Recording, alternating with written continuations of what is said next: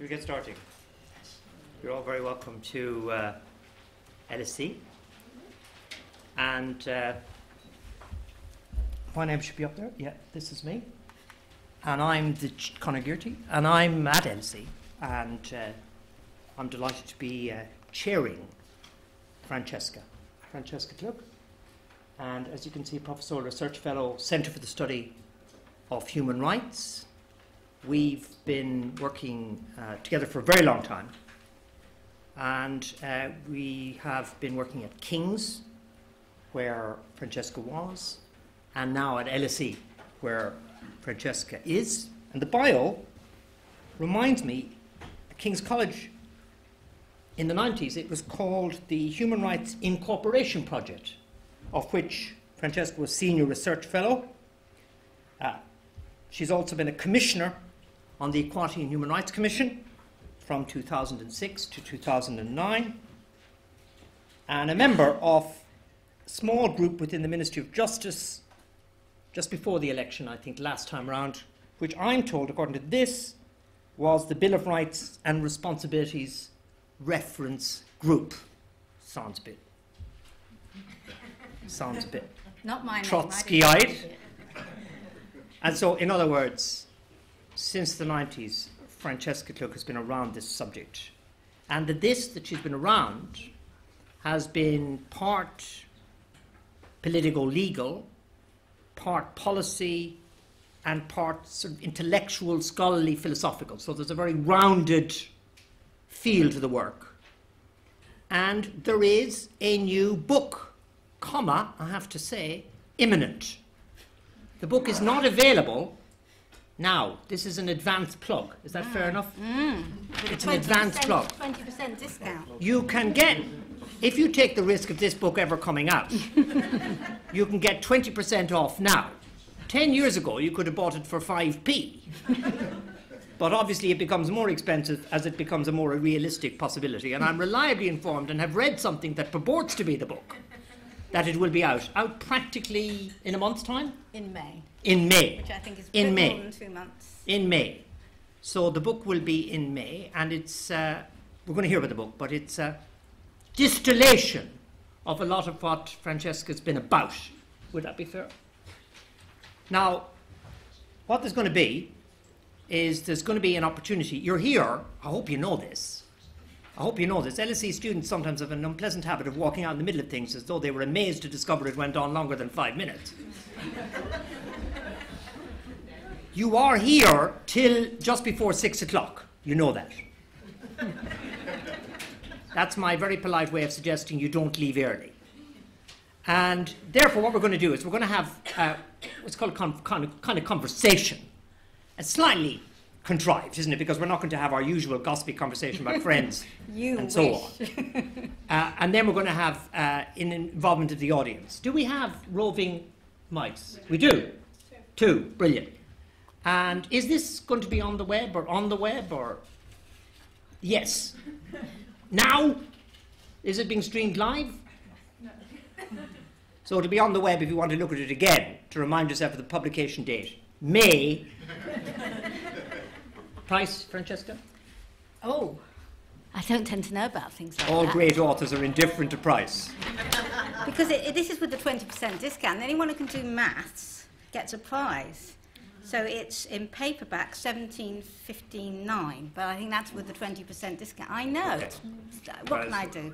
I don't run the book trade. Right, there we are. I'm sorry I raised that issue of prices. Now let's move on very briskly. I'm going to start by talking to Francesca about the foundations of her commitment to human rights. It's no secret. You're not going to be amazed to learn that Francesca Klug is committed to human rights, so she's not a skeptic.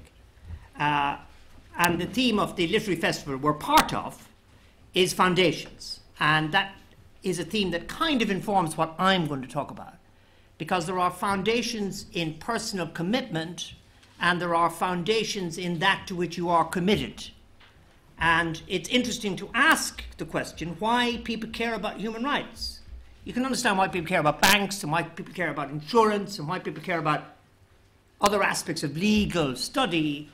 But human rights is, by definition, is it kind of altruistic? And I'm just introducing you, and take your time, Francesca, we have this time. I mean, why would somebody in your political position, was it broadly on the left, why choose human rights? I mean, in those days we all thought human rights was a sort of preserve of the liberals, it was deployed by the right to protect themselves from justice. What led you to this? Yes, we thought it was a bit wishy-washy, people Yeah. like you and I, Conor, coming from a certain era. Well, at one level, though, I don't think there was ever a time in my life when I wasn't affected and influenced by the idea of human rights, because I was a very privileged young girl to be brought up in a very political family, a very progressive family, and the ideas that we discussed around the dinner table, which were often very political, although my parents actually supported different political parties, I would distill now really as coming down to human rights. But it isn't a term that we would have used at the time, because, and this is very interesting in itself, you know, when did human rights become an idea that entered the popular discourse?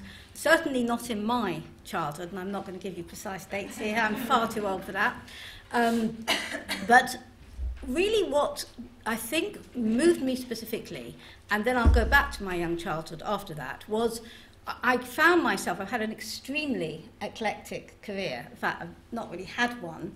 And I found myself in the 80s, with all the turmoil under the Thatcher government, working for the London Borough of Hackney as a researcher. I mean, the one common thread in all my work has been research and writing. And I was like a special advisor for MPs. I was a special advisor, we called it political researcher, for chairs of committees at Hackney Council. And the particular chairs that I worked for were social services and community development. And we all thought we were still in the 80s trying to change the world. You know, it'd been going on since the 60s. We still thought we were maybe going to do it precisely because things were getting worse and worse from the perspective, or the very partial perspective that I'm owning up to, which as an academic one often doesn't do, so it's quite refreshing to be able to do it, that I held at the time. And in Hackney Council prided itself on being radical and left-wing and concerned about the rights of people, and it was taking on the government, which was introducing, you'll be familiar with this term, cuts. And there were cuts to social services and cuts to housing.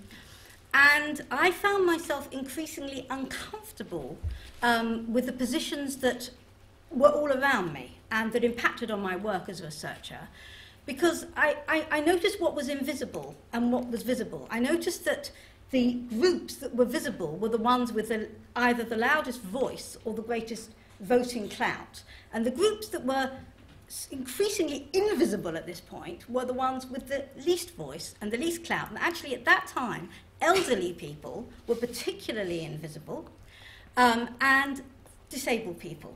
And there was a new scheme at the council for independent living, as it was very new at that time, and it made huge progress since then. And by the way, unfortunately, this government has been severely cutting back on the whole principle, the whole idea of independent living for disabled people, which meant that there would be a benefit paid in which you would then employ, effectively, someone to assist you, to help you actually live the same life that anyone else could live, because the thinking then was, quite rightly, disability is as much a social issue as it is a physical issue. And the council, faced with cuts, was not having too much difficulty in closing down this very new independent living scheme that was just getting off the ground, and making cuts to elderly care at home and in council homes. And I felt very uncomfortable with this, although I couldn't find a politics to articulate it, because it was all being dressed up as supporting what the trade unions were demanding, and they didn't like the independent living scheme because it affected terms and conditions, and the housing and nurseries were much more popular issues. These things change over time.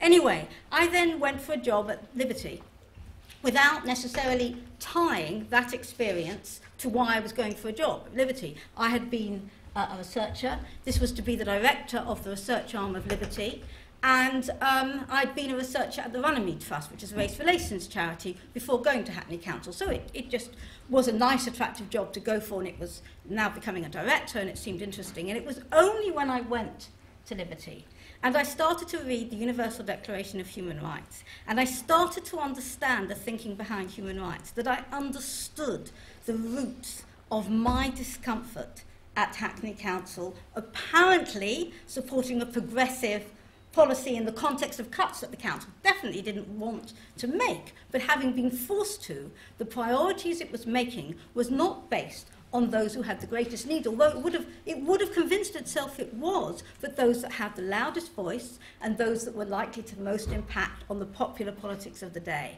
And I began to understand that human rights had something to say to progressive politics. Mm-hmm. I began to understand that there were things that were very unpleasant about progressive politics at that time, because there was quite a nasty atmosphere in the way politics was debated, and because muscle and voice tended to win. I began to understand that this was a way of looking at the world which listened to everybody, where nobody was without equal concern. And it appealed to me. But that sounds a bit like a kind of anti-party and anti-trade union position, Francesca, because in a way, socialism used to deliver, for people, as it were, like you, the answer to the questions of the invisible, whoever they were. You know, the prison reform, the ending of capital punishment, gay rights, was delivered by progressive politics that didn't have use for or didn't have the language of human rights available in the old days.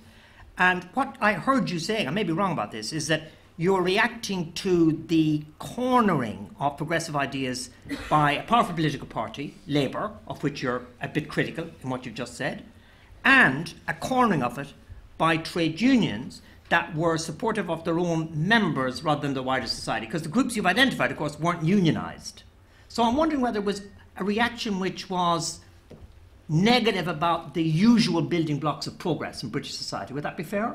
I think that would be extremely fair. And I think that at the time, the way I conceptualised it was more a sort of discomfort with a sort of coarseness of progressive politics, because I didn't have another philosophy to fit in, to basically place my discomfort with the way that left-wing politics was developing at that time. And then, of course, very soon around then was the Velvet Revolutions. We're talking the very end of the 80s here, where, you know, I had grown up in an era where, you know, I was schooled. In fact, here at LSE, where I was an undergraduate in the mid to late 70s, we were told that, you know, revolution was an almost, this I'm afraid was, well, not I'm afraid, I mean, I'm just describing it. This was actually by my professors and my teachers, because in those days, a huge number of the academia at LSE were Marxists. And I very much absorbed the idea that, you know, revolution came from class consciousness, and that there was a significant chance that revolution would take place in our lifetime in societies like ours. And then, of course, the only revolutions that took place in my lifetime at that point were against the Soviet Union and its satellites.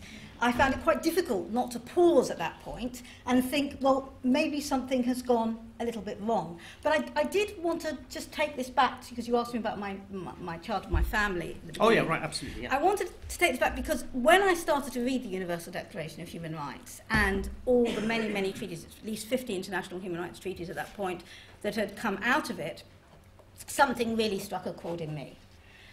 Because I come from a family of immigrants. All four of my grandparents were migrants to this country at the turn of the last century. As I write in the preface to the book, they didn't come on luxury liners. They came escaping a mixture of poverty, pogroms, persecution, and the vast majority of those who didn't come were murdered, just not long, only a decade or more before I was born.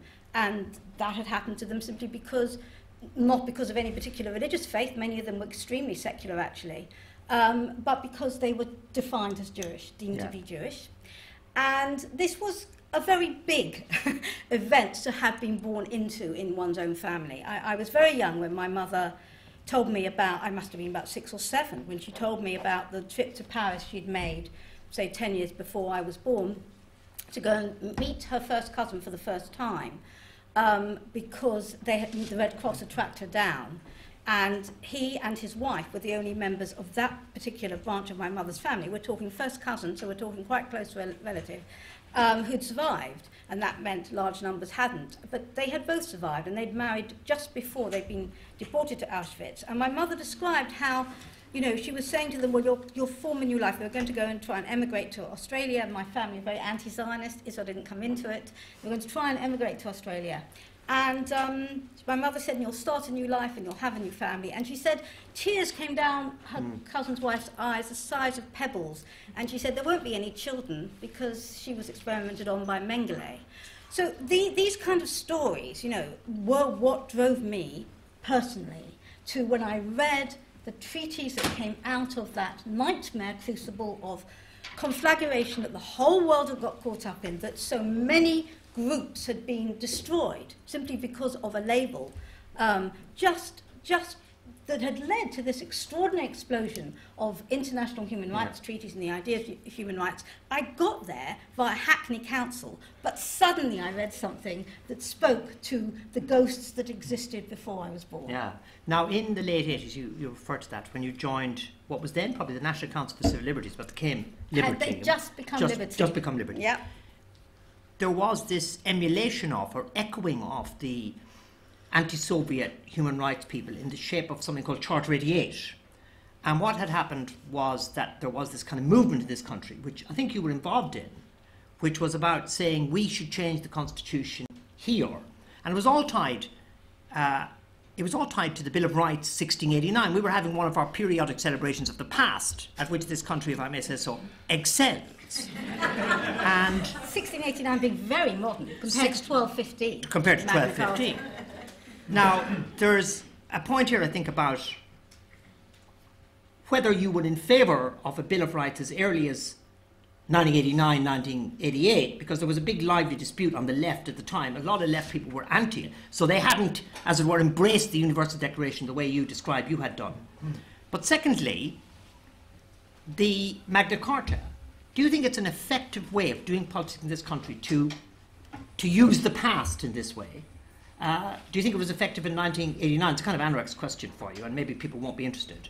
But do you think Charter 88 was a success? And then, of course, your book is called A Magna Carta for All Humanity, so you're using it totally at the moment. I'd be interested in your view about the use of the past and Charter 88. Okay, so let's take Charter 88 first. I mean, you know, you could sort of measure it, because for those who aren't familiar with Charter 88, it came out of the Thatcher period. It was in 1988 that it was formed, hence the term 88, but it was using the language of the Soviet, anti-Soviet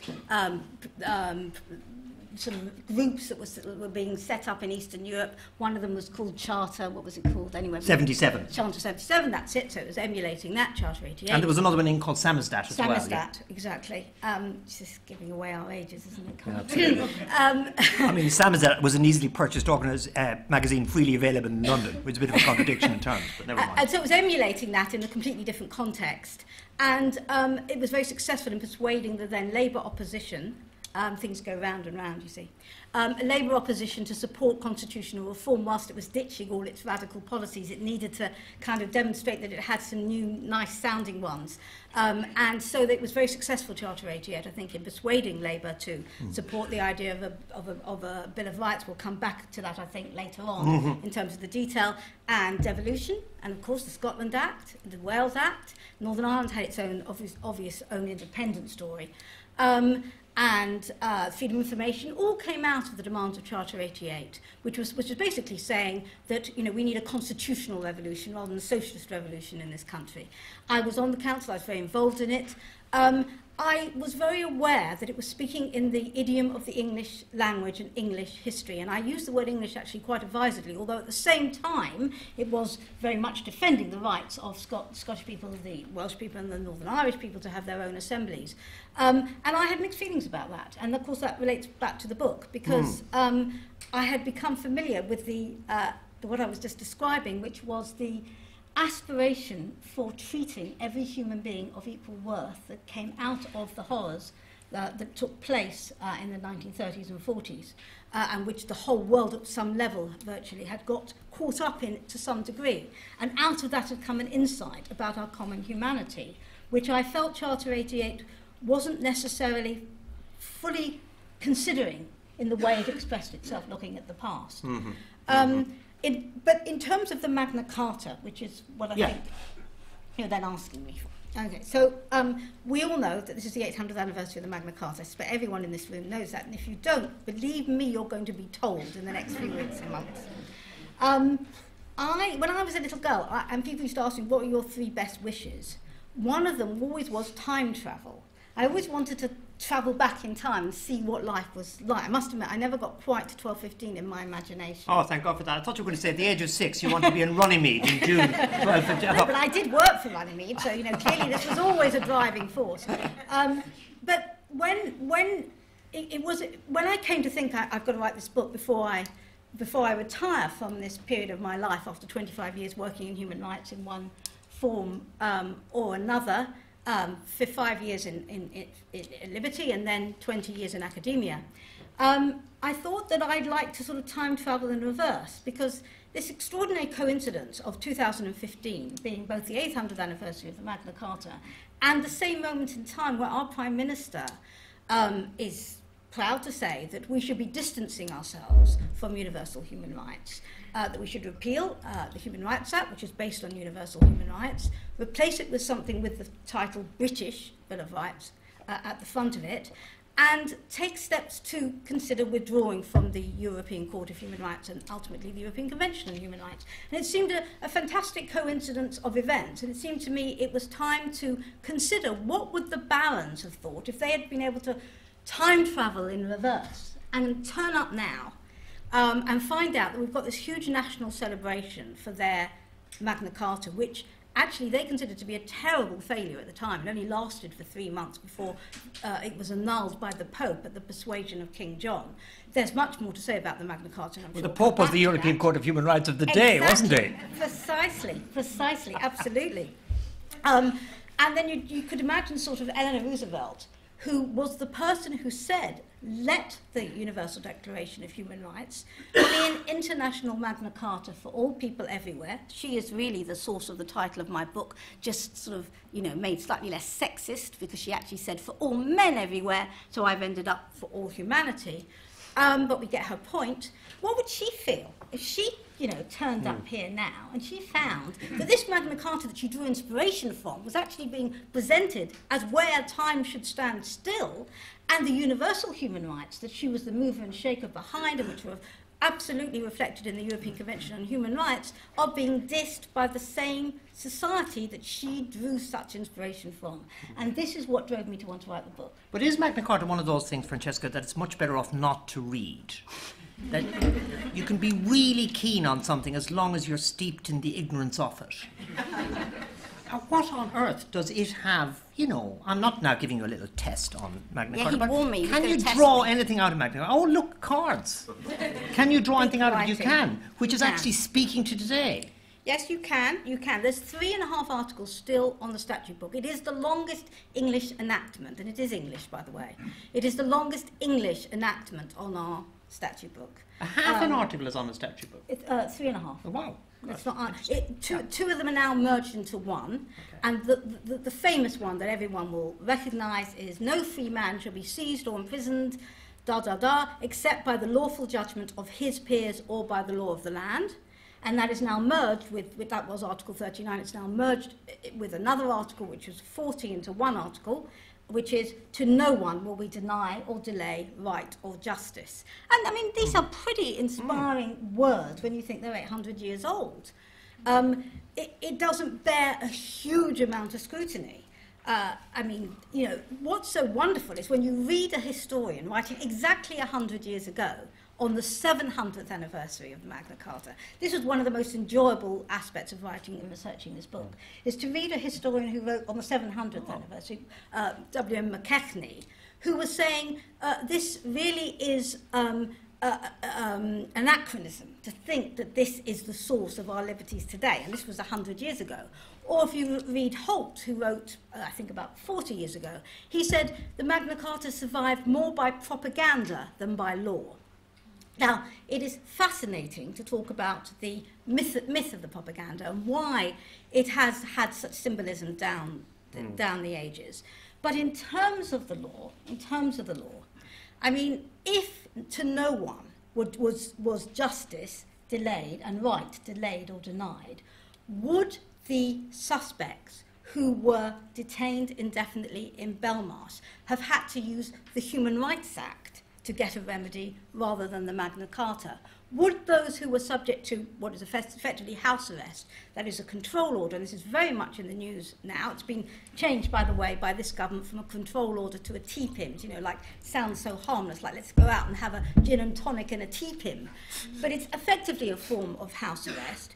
Would the suspects who've been put under house arrest, and we can have a debate about whether that's radicalised people further or not, would they have had to use the Human Rights Act to modify the terms of their house arrest if the Magna Carta had, in fact, provided what it says on the tin, and to no one will we deny or delay justice or right. Yeah.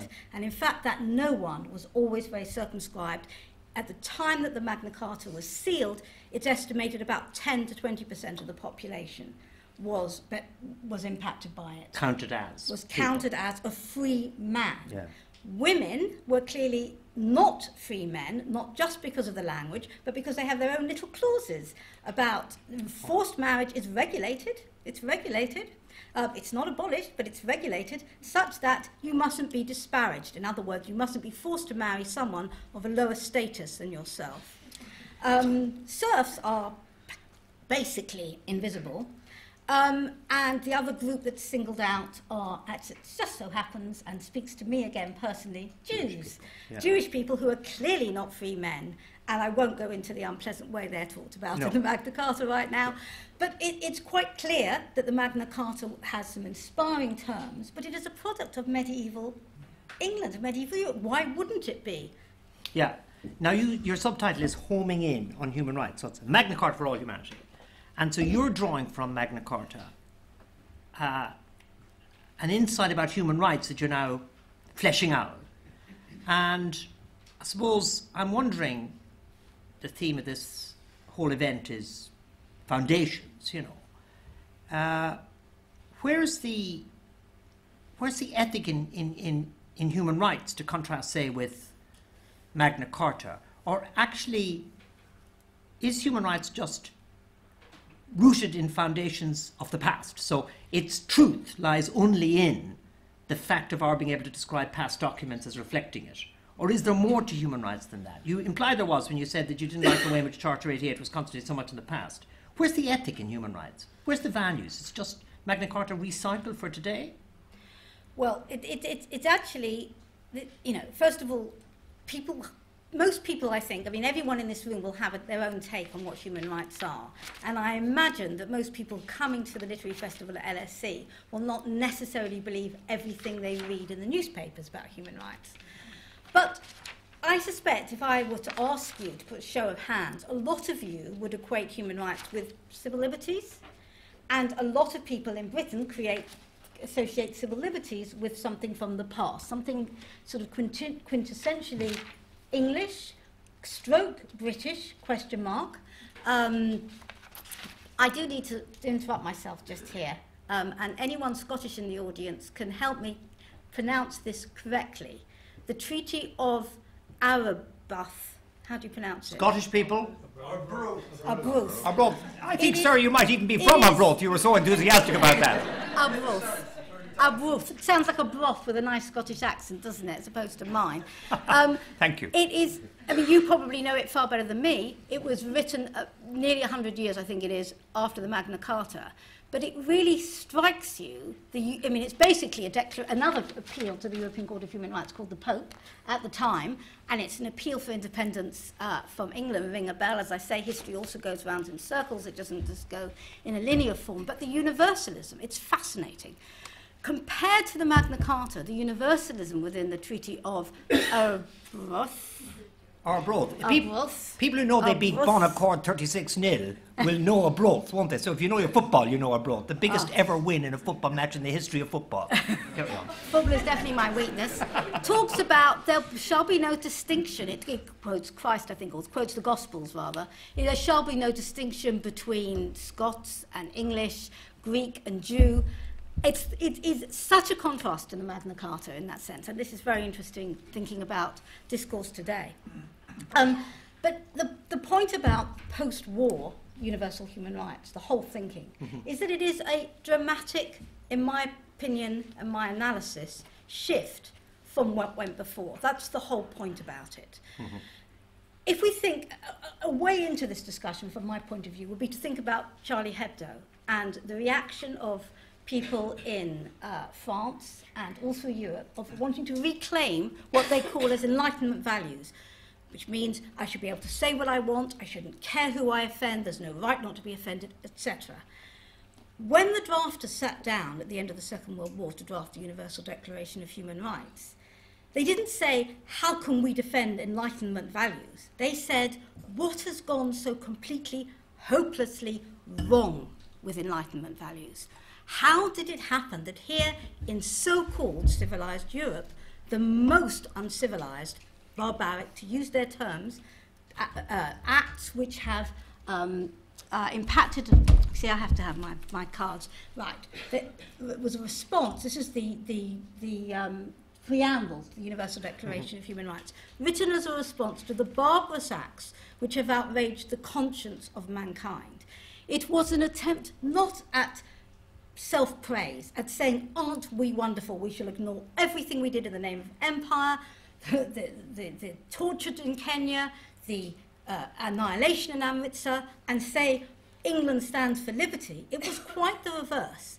It was human beings coming from not the whole of the world, because the whole of sub-Saharan Africa was, of course, still colonized, but more or less every other region in the world coming together and saying, we as human beings, we have, this, I have to be polite at this time of the day, but we have seriously mucked up for a very long time. And all this talk about Enlightenment values and progress and rationality, look where we've got to. What can we learn from the wisdom of the ages? And Dr. Malik, from the Lebanese delegate, said, we are in want of poets, philosophers, and prophets, and we need to look at the light of all time to understand how human beings can behave this way with each other and what the way forward is. What does that mean, the light of all time? Like, if we rule out, say, just history as a foundation of human rights, and we obviously rule out just the fact of law, that's just creating something else, but it must stem from something, so it begs questions.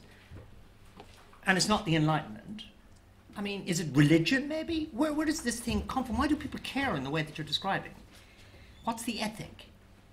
I think the first thing is to understand that the project, the end of the Second World War, to create international, universal human rights. And by the way, they originally thought they were going to call the declaration the International Declaration of Human Rights, and they decided at the third reading, when virtually every delegate from the whole of the UN was involved in the discussion by then, to change it to universal from international, because this wasn't about states, this was about human beings.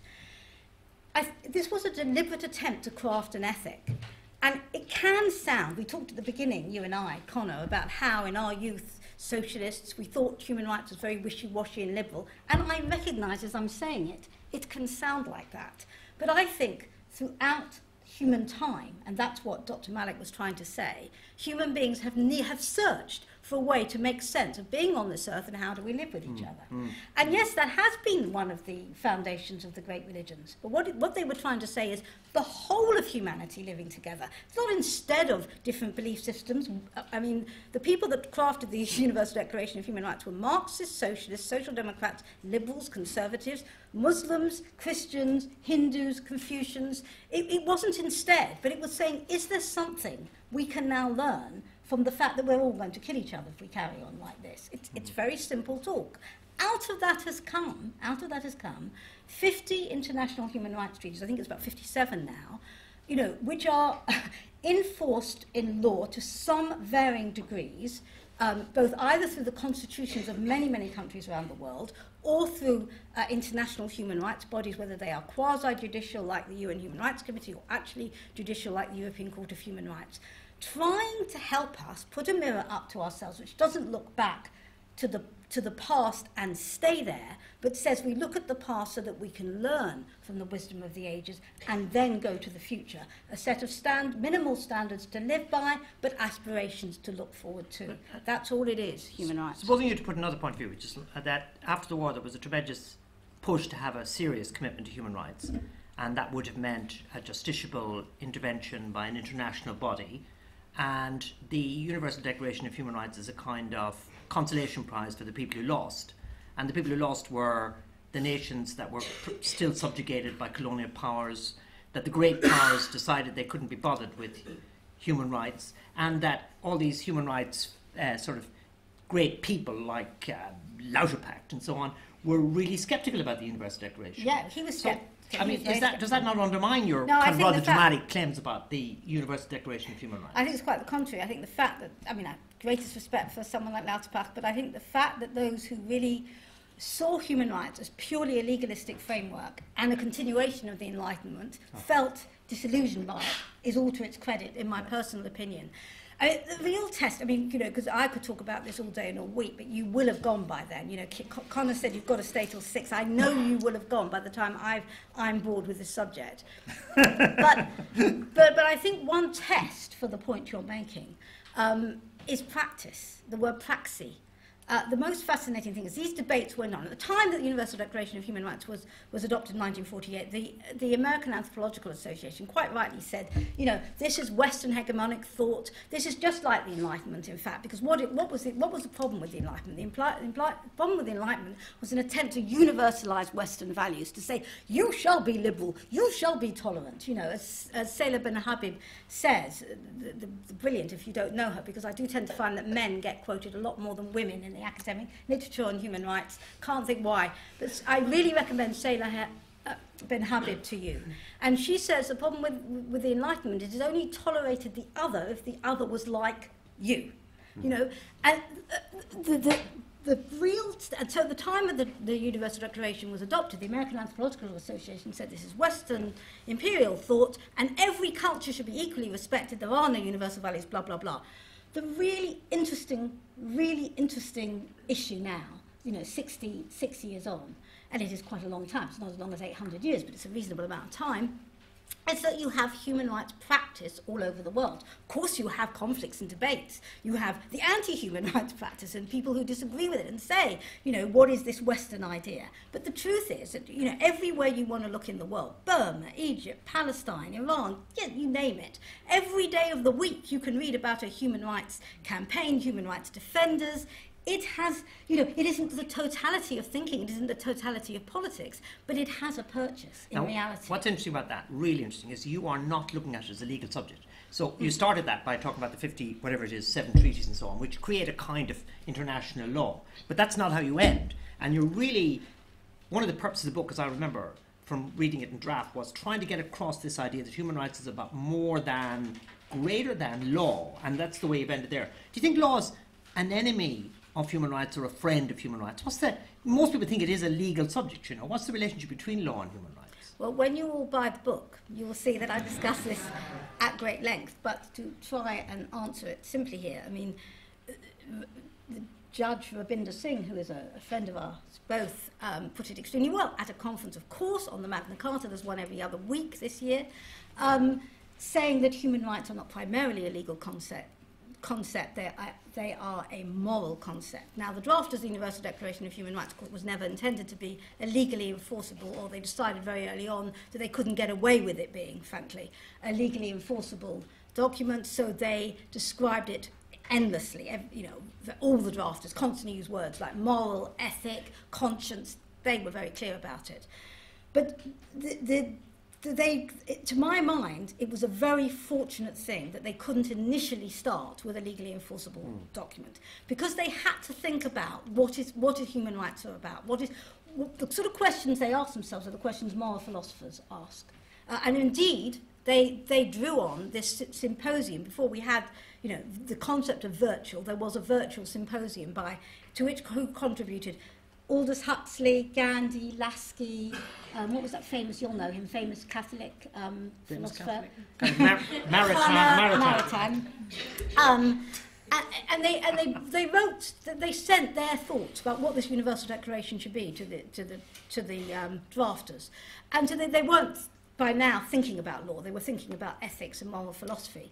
But the deeper answer to the question is this. You know, right back to the Enlightenment, when you first start to get these phrases, and of course you can trace them to the Bible, and you can trace them to the Quran, you can trace them to the Code of Hammurabi. But in terms of a political movement, it's fair to trace the idea of rights, I think, to the European Enlightenment. You get this whole question about legal positivism.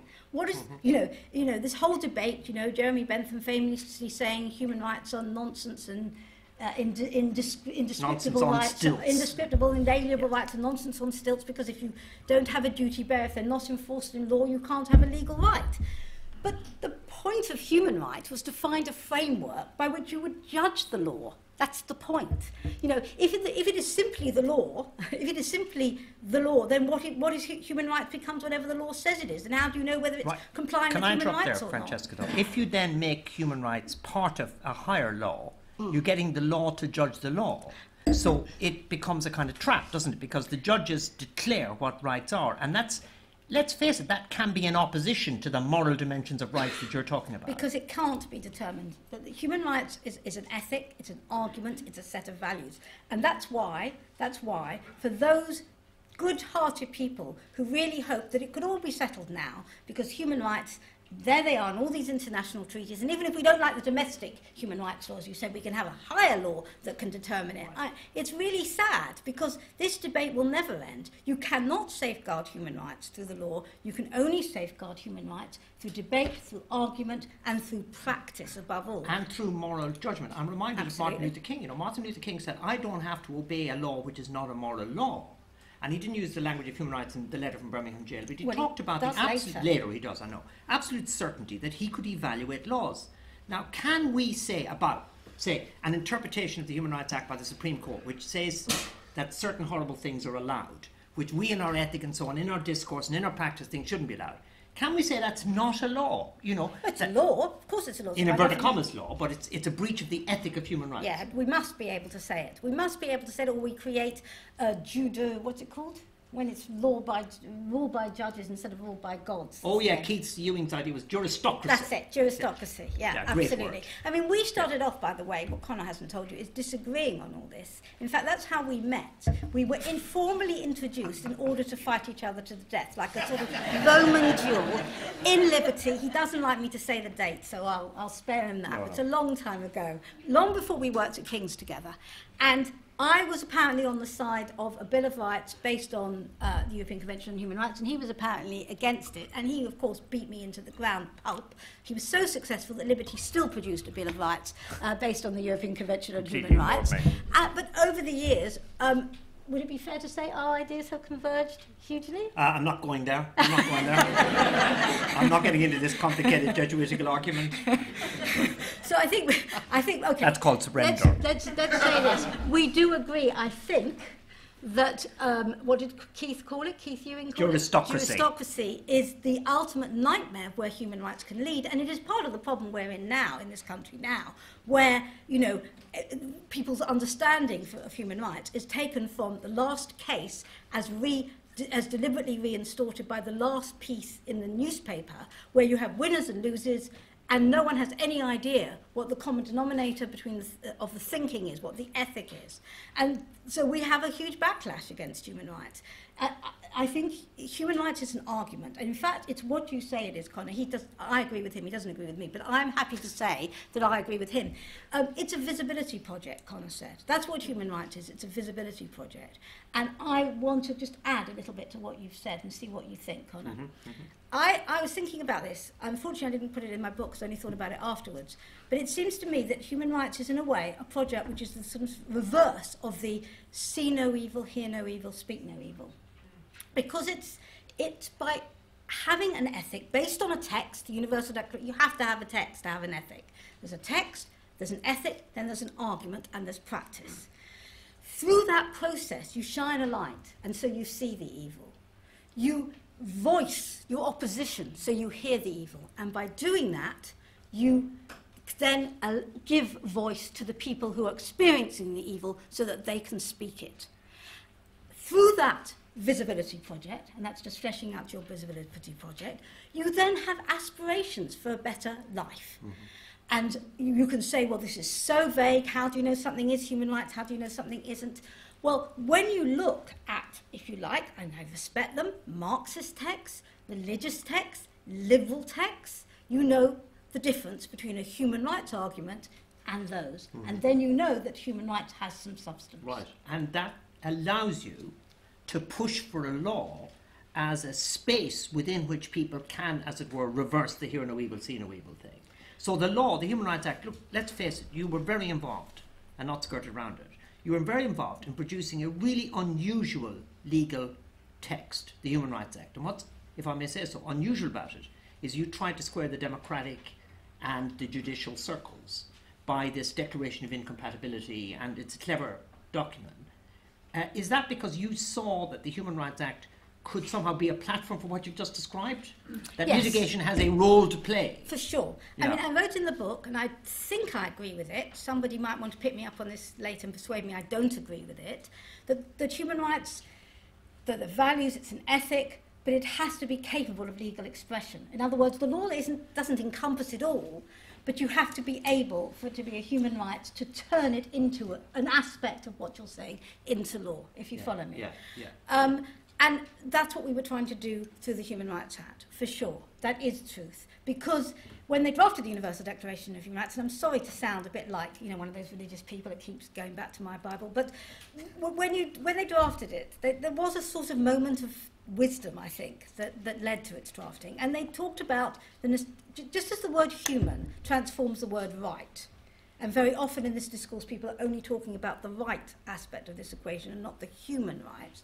So when they said that in order to do human rights, you have to combine reason and conscience, I think that was an enormous conceptual way forward from the Enlightenment worship of reason. But conscience on its own without reason is pretty flimsy. And the law is, if you like, the concrete manifestation of reason. It's thinking, how do you actually apply this in a logical, rational way? And therefore it is an essential tool to achieve human rights, but it isn't human rights. It is just a tool. But I think that's persuasive, but I bet you that's not what you said to Jack Straw. How did There's a lot of things I'd like to say to Jack Straw this week. Jack Straw's in a bit of trouble. He's the Home Secretary who introduced this Human Rights Act way back in the late 90s, early 90s. How did it come to be the case that a Labour administration enacted the Human Rights Act?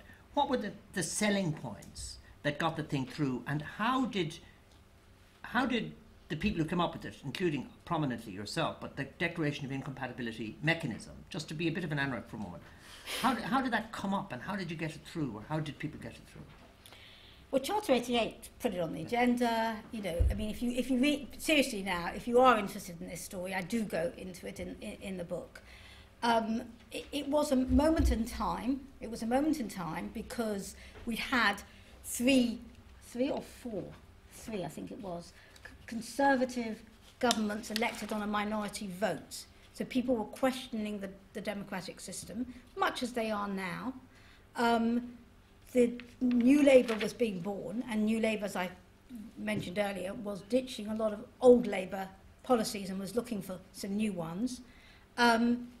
It is quite extraordinary, really, that we did persuade them to introduce something that they called the Human Rights Act, by the way.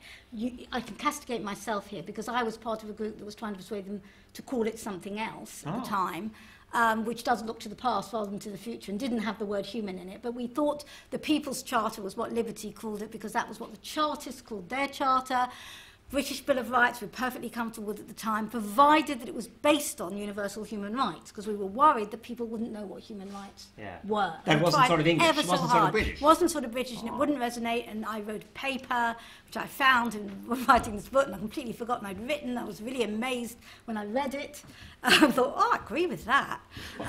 But you were right, weren't you? I mean, there has been a problem that people have thought it's not British. If you called it a British Bill of Rights, and instead of putting the European Convention in the schedule, like people who couldn't be bothered to make up their own rights, it would be a more successful act now, wouldn't it? I mean, there is an important truth to the criticism you made at the time. Well, several of us did. Yeah, there is. And it wouldn't have happened as well, without doubt, if we hadn't come up with a mechanism. And that's the task that Jack Straw wants Tony Blair continued what was originally John Smith's policy.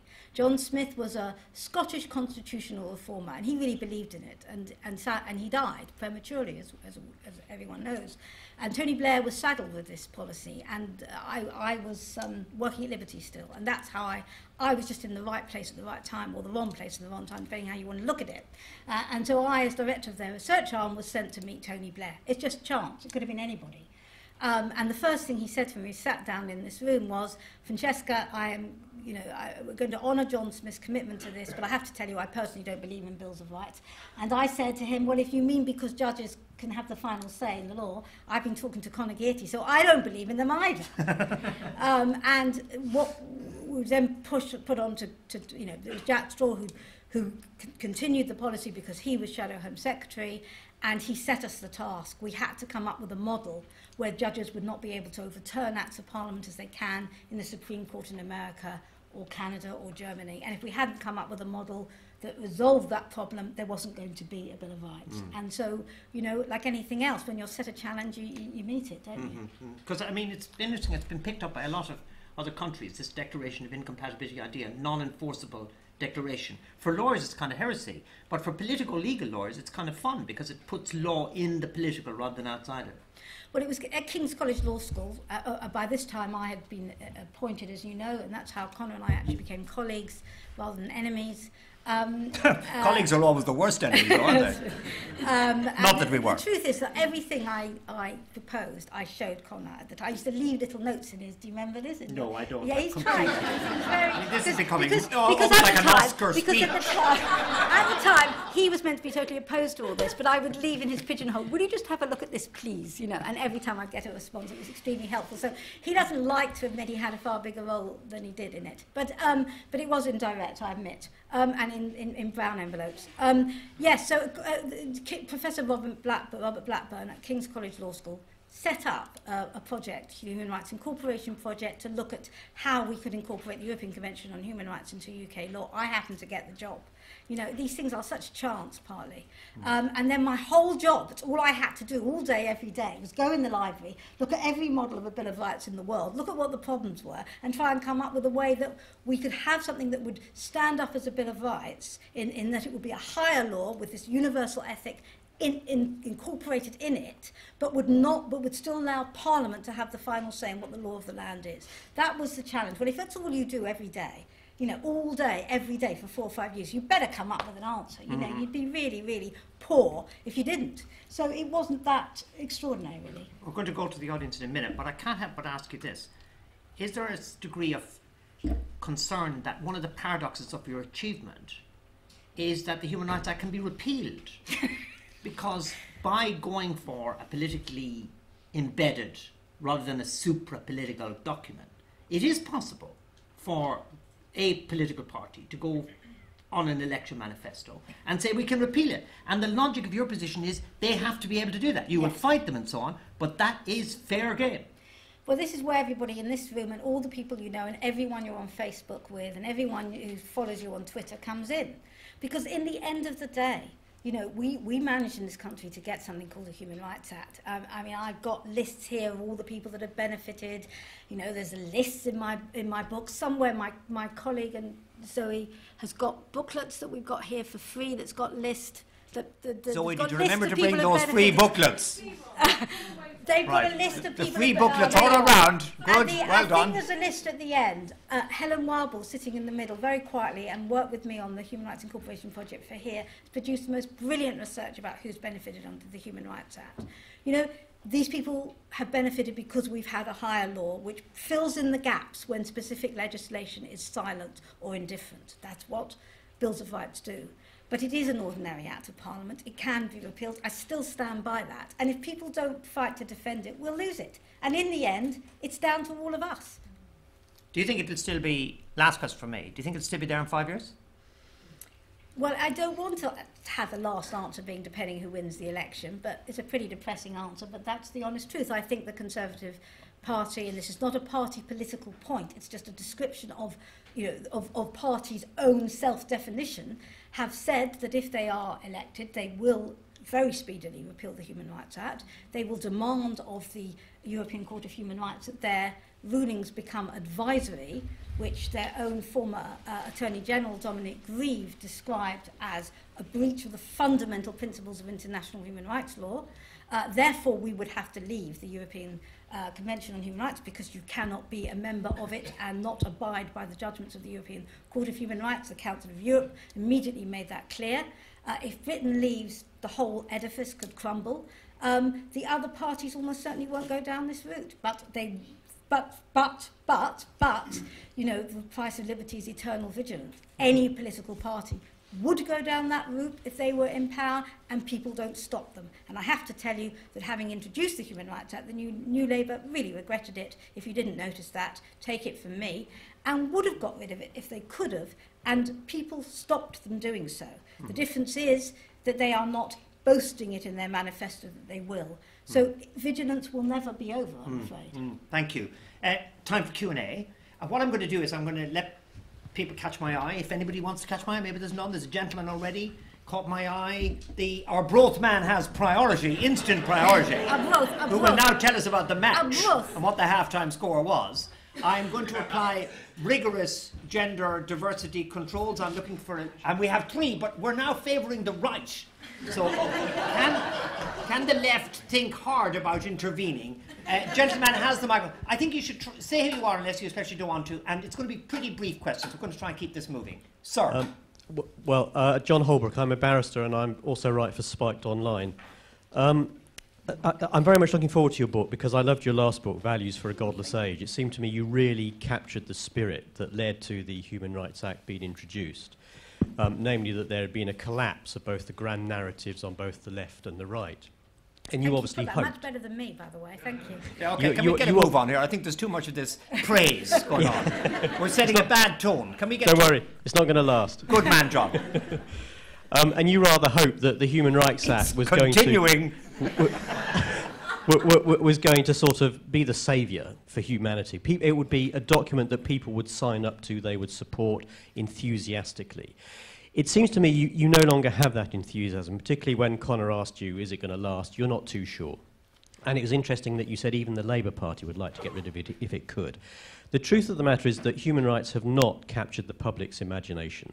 It's not just a problem of there being a right-wing press. It's just that it seems to me, and this is what I'd like you to comment on, it is the problem with the Human Rights Project that it is essentially an elite project. It goes down very well with the sorts of people who come to these lectures. It goes down very well with lawyers. And there's a very good reason for that, and that is that what is a human right these days? It is essentially simply a gateway by which a political problem gets kicked into a legal sphere. Getting an issue through one of the articles means that the judiciary decide it. We see that with whether prisoners can vote, whether or not you should have assisted suicide, whether or not welfare benefit reforms are lawful. You know, these are not fundamentally legal questions. They are political questions that should be resolved in the political sphere. And they are being kicked into the legal sphere by human rights. And I actually think that that's why you're so enthusiastic about it, because you don't support Enlightenment values. You don't fundamentally like democracy, because, as you said, it gave us 4 Thatcher terms. You know, it doesn't support the people who in the 1980s used to work for Hackney Council. Your politics have been killed off. So you no longer support the idea of democracy, and you're quite happy for this elite project and having the judiciary lord it over us. Right. Fantastic, John. Thank you very much. That is a really helpful thing to hear, because I think there is often an issue about our community supporting each other. So that's really, I'm very interested in what I'm going to hear on that. Sir, have you got a microphone yet? And we're going to have a microphone down here directly after. Why not? Yeah. Sir. Okay. My name's Ian Orr, and I had a career working in the UK diplomatic service, which brings you up against quite a lot of human rights issues. Would it make a difference if we talked not about human rights, but about human duties? And after all, and I'd like to know what, in terms of Magna Carta, what things does it specify which can only be performed by the state? In other words, creating a legal framework by which you can be judged by your peers, and the rather different area of being able to enforce judgments against individuals who have infringed other people's rights or who have not carried out their duties as human beings. For example, murderers. You know, the state is responsible for bringing murderers to justice, even when the person whose rights are infringed are dead. Thanks, Ian. And I'm thinking about that working group you would label with human rights and responsibilities, so it'd be something we haven't talked about and good to have. Last one in this wave, yes. Anna Johnson, I'm a graduate student at the Gender Institute here. Francesca, I'd be really interested to hear a little bit more about your responses to critiques of the whole human rights framework. In particular, I have in mind a feminist critique that says, well, the whole rights discourse is too embedded in a liberal individualist sort of model, and also the coloniality critique. And I'm thinking of the concern that the human rights discourse has been mobilised by certain countries in the global north to discipline certain countries in the global south, such as the US saying it was invading Afghanistan purportedly to liberate women whose human rights were being abused, that sort of thing. Great. Great questions. Nicely detaching yourself from it. Not sure if you believe both. You have friends who do. So this is, you've kept your human rights position intact with your critique, but very interesting. There's a lot of stuff, and we want to go lots of times round, but take your time on these quite important Great questions. Fantastic questions. Can I do them in reverse order? Sure. So, Anne, you're going to have to buy my book because I think, would you not agree, Conor, I spend a lot of time in the book. But not Anna alone, the whole crowd has to buy it. Addressing the critiques. Yeah, so it is a big part of the book, rather than just promoting the idea. I think that the way human rights is very, very easy to exploit. I mean, it is a loose idea, isn't it? So it's not surprising that it is, and because it has had some cachet, actually, it's not surprising that it is appropriated by all sorts of groups and causes, and none better, of course, than the wagers of the war on terror, who insisted on killing people in order to support their right to life. Actually, very interestingly though, I did a sort of discourse analysis of George Bush's speeches, and I couldn't find the phrase human rights. I kept finding freedom and democracy, freedom, liberty, democracy. So I found that quite interesting. But we often hear human rights when we hear those words, and we see them as all interchangeable. And of course, part of the point of my book is to say, no, they're not, because there is a text and there is an ethic, and I can describe that ethic. And quite clearly, beyond all doubt, those actions were not in conformity with that ethic. You know, women around the world call themselves human rights defenders, and other women have created a very reasonable, one that I have a huge amount of sympathy, feminist critique of human rights. I think that critique of human rights from a feminist point of view is far more suitably addressed to Enlightenment values than what I understand to be post-war second wave human rights. Why do I say that? And this leads us straight back to the Magna Carta, because I think there is a discourse about individual freedom and liberty which was crafted, frankly, in the image of mainly white European men for whom getting the state off your back was the most important, freedom that they could think of. And a lot of women said, not only does that not speak to me, but that actually licenses him to do what he wants in his own home. Keir Starmer, the former Director of Public Prosecutions, has gone on the record saying, I know that there's a view out there that, human rights are a criminals charter, but the truth about the Human Rights Act, which is a second wave, post-war, universal human rights treaty, that's what it is. It's the European Convention on Human Rights in our law, but interpreted by our own judges in our own way. It has done very little. It's done a little bit. It has, tweaked the edges of the rights of terror suspects and criminals and prisoners. But where it has made absolutely major inroads, major now, is victims' rights, in particularly victims of domestic violence and child abuse.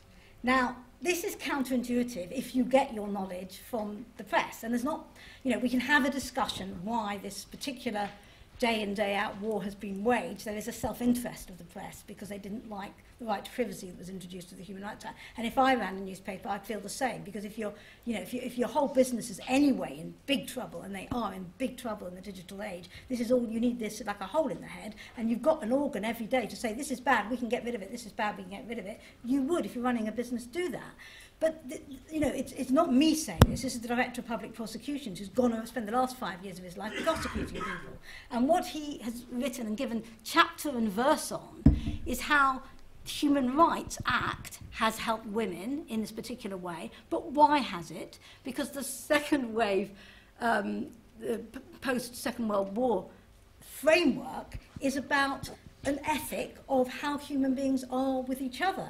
And because it's law and it fills in the gaps where statute is silent, and there was big gaps in terms of, there being any way of, for example, forcing prosecutions and investigations when none took place. Think of the taxi driver, you'll know that case, raped 28 women or whatever. Human Rights Act case was one, saying that those investigations, that case was not properly investigated. And why was the Human Rights Act able to deliver on that? Was because the criminal law was silent about saying there is an obligation to investigate where you have this kind of evidence. And what Bills of Rights, based on universal principles, not on old Enlightenment, the individual and the state, but saying relationships between human beings are part of what matters in human rights terms, because there was no individual law, criminal law, that dealt with it, so the Human Rights Act fills in the gaps because it acts as a Bill of Rights. So that's my answer to that one.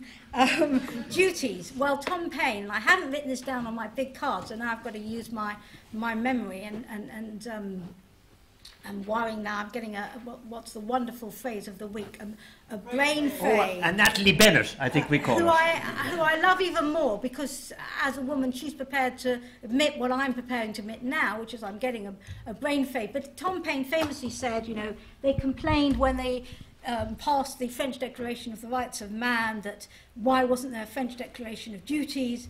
And Tom Paine wrote, they thought, but they erred because they didn't think deeply enough. A Declaration of Rights is by definition a Declaration of Duties, because in order to have my right, I require you to respect it. I mean, that's a very, very fine, and he meant it, and there was a lot in it, Enlightenment principle. But as I tried to explain, when they came to draft the Universal Declaration of Human Rights, which is the text from which all the rest of it stems, they spent probably longer on this issue than any other. I know this is all counterintuitive, but I'm just telling you what my research and many other researchers have found. This was the issue for them. What do we say about what human beings owe each other? What do they owe the state? What do they owe the community? Easy to think about the rights, because they were sort of in the Enlightenment ether. But it's gone wrong. We've got all these rights against the state, and then people are going around murdering each other, telling of their neighbours and to the secret police, and then going and taking over their homes when they've been taken off to the camps. It's obviously not worked. So the discussion about what human beings owe to each other was probably that, and the issue of colonialism were the two issues that vexed the drafters most. And within the Universal Declaration of Human Rights is an article which says individuals owe duty to the communities through which alone the personality can develop. In other words, we are social beings. We are not these isolated individuals that John Rawls and other more modern Enlightenment thinkers have written about. It just doesn't go there. It starts from the understanding that we're part of a society, all part of the human family, as the preamble to the Universal Declaration of Human Rights says. Therefore, we owe obligations and duties to each other. The question is how you materialise that in law. Now, of course, for what you said, and I wrote down what you said, enforce judgment against those who infringe others' rights. Of course, that's what the criminal law is about. It is about that. So we do have a whole, set of laws that deal with that. But the European Convention on Human Rights, applied by the European Court of Human Rights, fairly early on, in the 80s, started to say that there is an obligation on states to provide an adequate criminal law, not just in order to deal with crimes that have taken place, but to deter people from committing crimes, because under human rights thinking, people owe responsibilities to each other. It's not just about being free from the state. And that is the route to that's why I wanted to take these questions in reverse orders, because I don't need to repeat myself, and I've just given you a demonstration of how that's worked in practice. Did you want to interrupt me? No, I didn't. I'm wondering about capture deletes, capture imagination. I know, you can't wait for me to get on to that. And then we go to another round. Okay. I had a feeling when you said you were from Spike that you weren't going to be a fan without some sort of caveats. Because we come from, Spike is a, how would you describe Spike? No, don't begin. No, please. Libertarian. Libertarian. And human rights and libertarianism, they argue with each other. There's overlap, but they are in an argument with each other. That's what I meant earlier when I said human rights is an ethic and it's an argument that has to be made. I do actually I thought until you told me otherwise that I did believe in democracy, but it is true that I'm with Brenda Hale, the only female judge on the Supreme Court, when she said human rights are there to protect, every human rights instrument is devoted to protecting minorities and individuals against those who don't like them. And then she goes on to say, democracy, and now she's defined democracy in a human rights term, so she then says, democracy values everyone equally, even if the majority doesn't. Human rights, in other words, on that definition, on her definition, keeps democracy clean. It stops it riding roughshod over those, the Visibility Project again, those we don't notice, who are in the dark corners. And I have to say to you, I'm an elite, fully admit it. Many of us in this room would probably accept that self-definition as well. But the people who've benefited the most, and I exclude Prince Charles from this and the famous celebrities who benefited, excluding them, almost everybody who's benefited from the Human Rights Act are anything but an elite. They're the people who we don't even notice by and large. They're the Visibility Project that I was talking about earlier. They're the people who benefited from that. Thank you very much. When very powerful people end up powerless, they turn to the Human Rights Act. It's quite interesting, including the very powerful news person who was an editor of one of the newspapers who ends up talking about her human rights being infringed as she leaves court. And I must say it's quite interesting to see how when the powerful are reduced, they suddenly find a real need for the Human Rights Act. Rebecca Wade. We said we would help each other if we forgot names. Right. I just thought. I'm just afraid of being caught up in some weird contempt law that they will push for prosecution. Oh, well, it'll be me now. I'm favouring the left-hand side. I'm wondering whether anybody has any questions. We have Rob, who's in the middle, and as yet doesn't count. I'm looking for others. Looking for others over here. There's a lady over here who's on the right, and we have. You may ask a question. In fact, we're going to come to Rob. We're going to come because they weren't quick enough. We're going to come to you directly after Nick, whom I know, but say who you are, Nick, and ask your question. My name is Nick Walker. I'm a law graduate. I am a former journalist and writer. I still travel around, and I was at Charter 88 conference in Manchester in 1988. So does that make me a human rights activist? Certainly makes you a mover and shaker. I like to think I'm turning up. Thank you. Thank you very much. I remember. Have you got a question? Yes, I do have a question. I'm very sorry. Magna Carta is quite rightly doing a tour of England. I'm going to a conference in Berlin at the end of next month, and I hope there's going to be a representative from the President's office for the European Court of Human Rights. Do you have? My question is: do you have a question that I should take with me? To the President of the European Court of Human Rights? Did you say? The office of the President. A question for them? Yes. Yeah. As a background as a journalist, it's entirely non-attributable. Very good one. On my right. Thank you. Priscilla Alderson, I'm at UCL, and thank you very much. How inspiring. So far, a lot of the discussion has been about human rights of the mind and the thought. But you mentioned that it really emerged from the Holocaust and recognition that our human rights are embodied, and they're nearly all expressed and enacted through how our bodies are tortured, confined, nurtured, respected.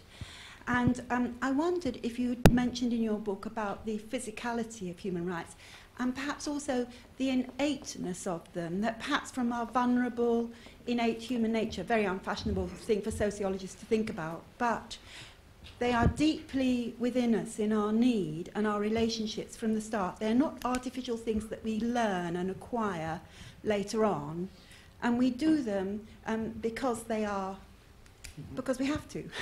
Well, it's gone back. Is that it? I don't know. Well, I could go on, but I'll stop. Okay. No, I didn't mean to cut you off, but of course, innateness is one of the foundational issues about human rights, so it's good to have another chance to go to it. Last one in this round.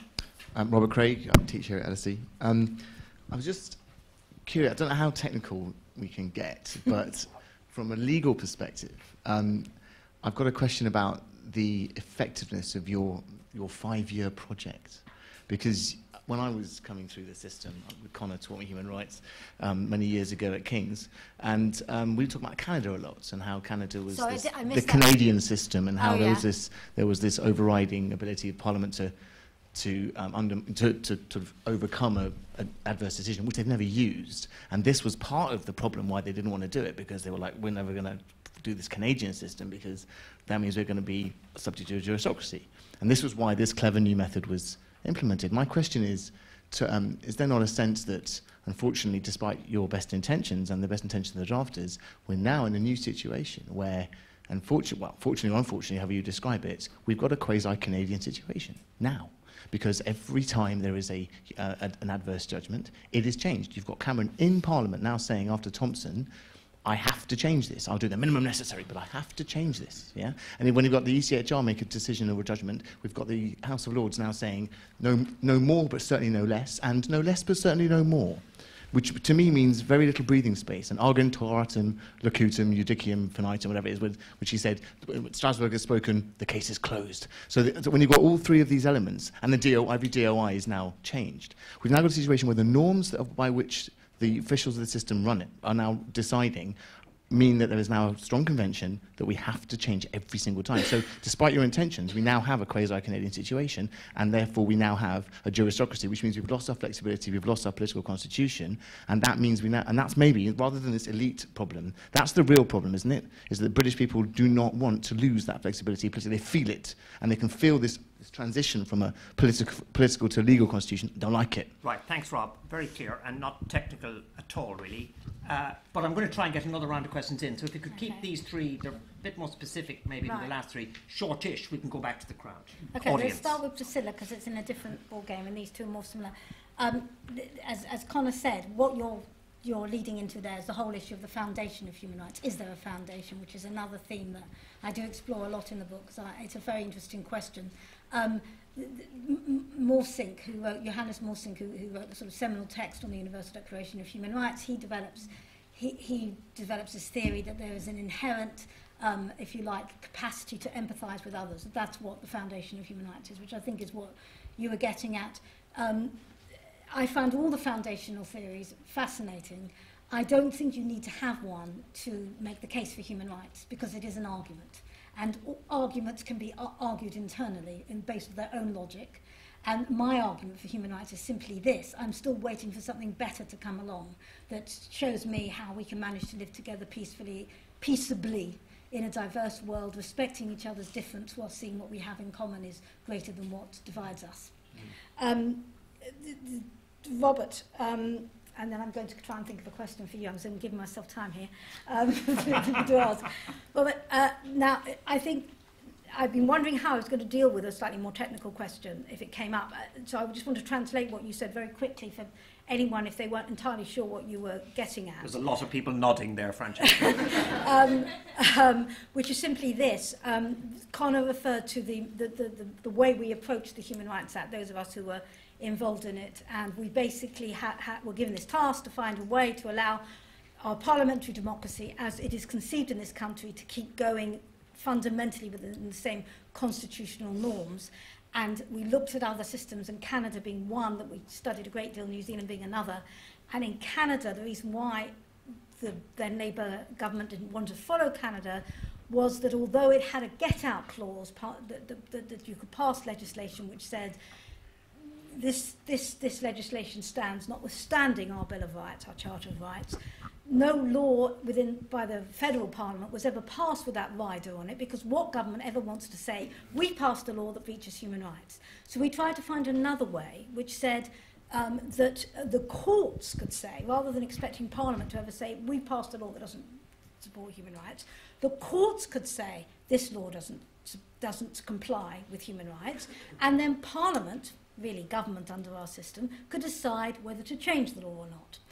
And what Robert is saying is that every single time the government has either changed law or policy so that it's acting in the same way as the Canadian model. It's making no difference. And in effect, therefore, the courts have the final say. Of course, the one exception to this was the prisoner voting ruling, where our courts, in spite of what European Court of Human Rights said and were encouraged by barristers to say that prisoners should have a vote here, our courts said, no, we can't reinterpret our legislation to say prisoners should have a vote here. We'll just issue a declaration of incompatibility and say, that they should do. And Parliament, as we know, have so far ignored them.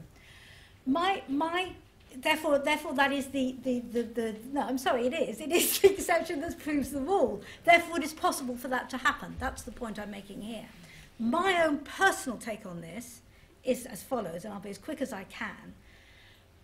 When Jack Straw, I hate to bring him up again, spoke in Parliament as Home Secretary introducing the bill, I had a little bit of input into what he said. And he gave examples of how Parliament might refuse to listen to the courts if they issue a declaration of incompatibility. And I think he mentioned, if the courts were ever to... Abortion, yeah. That's right. And was gun control another one? I think he mentioned... If he didn't say it there, he said it in a speech. I get confused about what was said when now. In somewhere else, it might not have been in Parliament, but somewhere else he said if gun control was overturned, if our expenditure on parliamentary elections, which could have been overturned by European Court of Human Rights, and our court refused to change them, we would refuse to change the law even if Parliament said, even if the court said, forgive me, that this was a breach of the Human Rights Act.